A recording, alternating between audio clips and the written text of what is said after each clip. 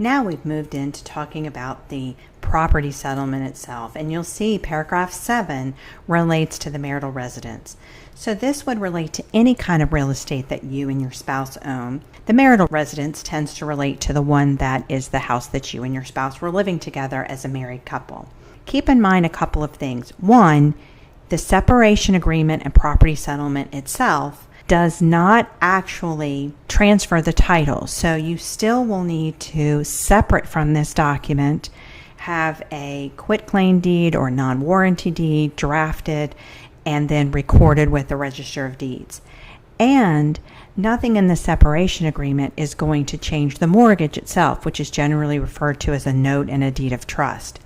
So those documents are going to stay in effect.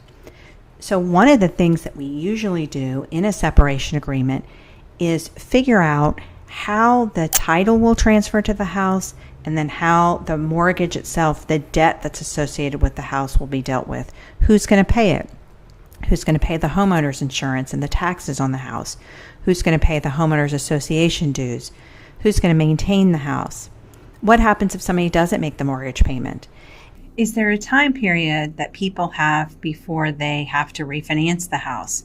Because keep in mind, if one person is remaining in the house and the other person is moving out, the person who is remaining in the house may or may not be making the mortgage payment on time, and that could affect your credit. So these are lots of decisions that get made in this marital residence section.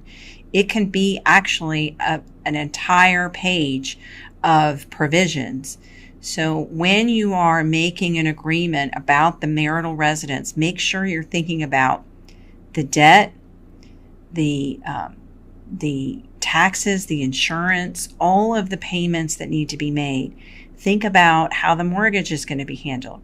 Think about if you are going to sell the house, who's going to be the agent, how quickly you're going to get the house sold, how are repairs going to be paid, and how will the process take place? Will you have to take certain offers if an offer is made? So those are all of the things that we look at when we are making an agreement about how to deal with the marital residence.